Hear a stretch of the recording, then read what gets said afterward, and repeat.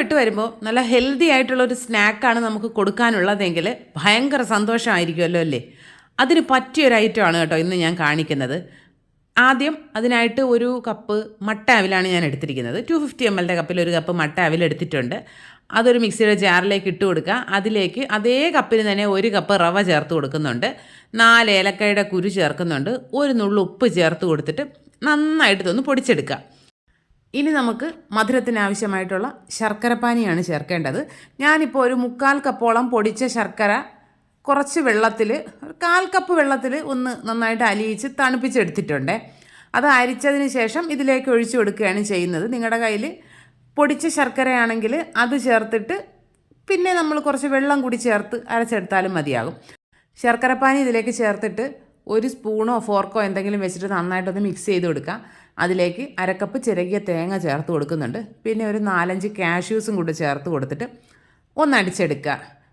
ഒരുപാട് വെള്ളമില്ലാത്തത് കൊണ്ട് നമ്മളതൊന്ന് നിർത്തി വേണം ഒന്ന് അടിച്ചെടുക്കാനായിട്ട്.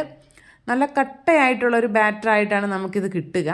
ഒരുപാട് വെള്ളം ചേർത്ത് ലൂസാക്കി എടുക്കുന്ന ഒരു കൺസിസ്റ്റൻസി അല്ല ഈ സ്നാക്കിന് വേണ്ടത്. ഇനി നമുക്കിതിലേക്ക് ചേർക്കേണ്ടത് ഒരു 1/4 കപ്പ് പാലാണ്. ഇതിപ്പോൾ നോർമൽ ടെമ്പറേച്ചറിലുള്ള പാലാണ് ഞാൻ ചേർത്ത് കൊടുക്കുന്നത്. ആദ്യം കുറച്ച് ചേർത്ത് കൊടുത്ത് ഒന്ന് മിക്സ് ചെയ്തതിന് ശേഷം പിന്നെയാണ് ബാക്കി ചേർക്കുന്നത്. അപ്പോൾ 1/4 കപ്പ് പാൽ 2 തവണയായിട്ടാണ് ഞാൻ ചേർത്ത് കൊടുത്ത് മിക്സ് ചെയ്തെടുക്കുന്നത്.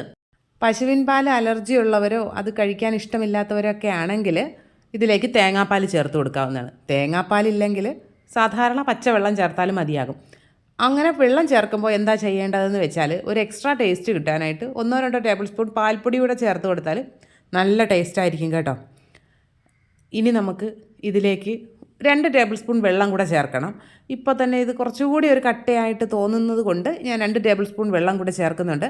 നിങ്ങൾ മിക്സ് ചെയ്തെടുക്കുമ്പോൾ കുറേശ്ശെ വെള്ളം ചേർത്തിട്ട് വേണം മിക്സ് ചെയ്തെടുക്കാനായിട്ട്. ഇതൊരു കോരി ഒഴിക്കുന്ന ഒരു കൺസിസ്റ്റൻസിയിലൊന്നും ഉള്ള ഒരു ബാറ്റർ അല്ല നമുക്ക് തയ്യാറാക്കി എടുക്കേണ്ടത്. അത്യാവശ്യം കട്ടിയായിട്ടുള്ളൊരു ബാറ്ററാണ് വേണ്ടത്. വീഡിയോസ് കാണുന്ന കൂട്ടുകാരിൽ ആരെങ്കിലും ചാനൽ സബ്സ്ക്രൈബ് ചെയ്യാതെയാണ് കാണുന്നതെങ്കിൽ പ്ലീസ് ചാനലൊന്ന് സബ്സ്ക്രൈബ് ചെയ്ത് സപ്പോർട്ട് ചെയ്യണം കേട്ടോ.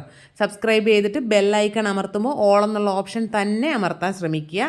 വീഡിയോസ് ലൈക്ക് ചെയ്യുക, കമൻറ്റ് ചെയ്യുക, ഷെയർ ചെയ്യുക, സ്കിപ്പ് ചെയ്യാതെ മുഴുവനായിട്ടും കാണുക. എന്നാൽ മാത്രമല്ലേ ഈ പറയുന്ന ഓരോ കാര്യങ്ങളും അതിൽ മനസ്സിലാവുകയുള്ളൂ. ദാ നമ്മുടെ മിക്സിങ് പരിപാടിയെല്ലാം കഴിഞ്ഞിട്ടുണ്ട്. മിക്സിങ് കഴിഞ്ഞിട്ട് നമുക്കിതിനെ ഒരു 10 മിനിറ്റ് റെസ്റ്റ് ചെയ്യാനായിട്ട് മാറ്റി വയ്ക്കണം. റവയാണല്ലോ, റവ ഒന്നുകൂടി ആ വെള്ളമൊക്കെ ഒന്ന് കുടിച്ച് ഒന്ന് കുതിർന്ന് വരാനായിട്ട് ഒരു 10 മിനിറ്റ് അടച്ച് വയ്ക്കാവുന്നതാണ്. 10 മിനിറ്റിന് ശേഷം തുറന്ന് നോക്കുമ്പോൾ കുറച്ചുകൂടി അതൊന്ന് തിക്കായിട്ടുണ്ട്. ഇതാണ് നമുക്ക് വേണ്ട കൺസിസ്റ്റൻസി. ലൂസായിട്ടുള്ളൊരു കൺസിസ്റ്റൻസി അല്ല വേണ്ടത്. ഇനി നമുക്കിതിലേക്ക് ചേർക്കേണ്ടത് 1/4 ടീസ്പൂണിൻ്റെ പകുതി ബേക്കിംഗ് സോഡയാണ്. അതിന് ഒരു ചെറിയൊരു ബൗളിലേക്ക് ഇട്ട് കൊടുത്തിട്ടുണ്ട്. അതിൽ 1 ടീസ്പൂൺ വെള്ളം ഒഴിച്ച് അതൊന്ന് മിക്സ് ചെയ്തതിന് ശേഷം ഇതിലേക്ക് ഒഴിച്ചു കൊടുക്കുക. ഡയറക്റ്റ് ഇട്ട് കഴിഞ്ഞാൽ ഇത് ഇത്രയും തിക്കായിട്ടുള്ളൊരു ബാറ്റർ ആയതുകൊണ്ട് അതിൽ മിക്സായി കിട്ടാൻ വലിയ പാടായിരിക്കും. അപ്പോൾ ഈ കുറച്ച് വെള്ളത്തിൽ ഇതൊന്ന് ചേർത്ത് ഇടുമ്പോൾ പെട്ടെന്ന് അതങ്ങ് മിക്സായി കിട്ടും. നന്നായിട്ട് അതൊന്ന് യോജിപ്പിച്ച് കൊടുക്കുക. ഇനി നമുക്ക് കുക്ക് ചെയ്യാനായിട്ടുള്ള ബാക്കി പരിപാടികൾ നോക്കാം. അതിനായിട്ട് ഞാൻ ഇതുപോലെ സ്റ്റീലിൻ്റെ കുഞ്ഞു ബൗൾസാണ് എടുത്തിട്ടുള്ളത്. അതിലേക്ക് കുറച്ച് നെയ്യൊന്ന് ബ്രഷ് ചെയ്ത് കൊടുക്കുന്നുണ്ട്. നമ്മുടെ ചെറിയ സ്റ്റീൽ കപ്പുകളായാലും മതിയാവും കേട്ടോ. അതിൽ നന്നായിട്ടൊന്ന് നെയ്യ് ബ്രഷ് ചെയ്തതിന് ശേഷം ബാറ്റർ അതിലേക്ക് ഇട്ട് കൊടുത്ത് കുക്ക് ചെയ്തെടുക്കാവുന്നതാണ്. ഈ ബൗളുകളിൽ നിറയെ നമ്മൾ ബാറ്റർ ഇടാൻ പാടില്ല. ഏകദേശം അരഭാഗത്തോളം മാത്രമേ ബാറ്റർ നിറയ്ക്കാവുള്ളൂ. അതിന് ശേഷം ഒരു സ്പൂൺ വെച്ചിട്ട് അതൊന്ന് ലെവൽ ചെയ്ത് കൊടുക്കുന്നുണ്ട്. അതിൻ്റെ മുകൾ ഭാഗം ലെവൽ ചെയ്തതിന് ശേഷം നിങ്ങൾക്ക് അതിന് മുകളിൽ കാഷ്യൂസോ എന്തെങ്കിലും വേണമെങ്കിൽ ചേർത്ത് കൊടുക്കാം. ബാറ്ററെല്ലാം നന്നായിട്ടൊന്ന് ടാപ്പ് ചെയ്ത് കൊടുക്കുക. അതിൻ്റെ എയർ ബബിൾസൊക്കെ ഒന്ന് നന്നായിട്ട് പോയി അതൊന്ന് സെറ്റ് ആവട്ടെ.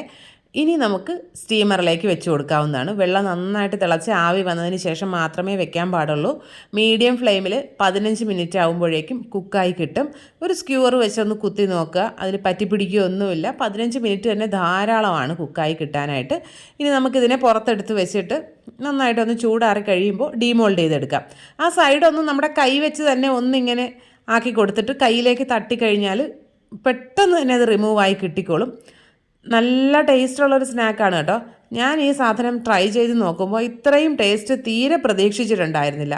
അത്രയ്ക്ക് നല്ല ടേസ്റ്റുള്ള അടിപൊളി സാധനമാണ്. സാധാരണ ഇങ്ങനെയുള്ള സ്നാക്കുകളൊക്കെ ഉണ്ടാക്കിയാൽ എൻ്റെ വീട്ടിൽ എൻ്റെ മോൾക്ക് തീരെ ഇഷ്ടപ്പെടാറില്ല. പക്ഷേ എൻ്റെ മോൾക്ക് ഇഷ്ടപ്പെട്ടു കേട്ടോ. അപ്പോൾ ഇത് അടിപൊളി ടേസ്റ്റാണ്. എല്ലാ കൂട്ടുകാരും ട്രൈ ചെയ്ത് നോക്കുക. ഫീഡ്ബാക്ക്സ് കമൻറ്റ് ബോക്സിൽ അറിയിക്കുക. ഇനി നമുക്ക് മറ്റൊരു വീഡിയോ ആയിട്ട് ഉടനെ തന്നെ കാണാം. അതുവരെ ബൈ.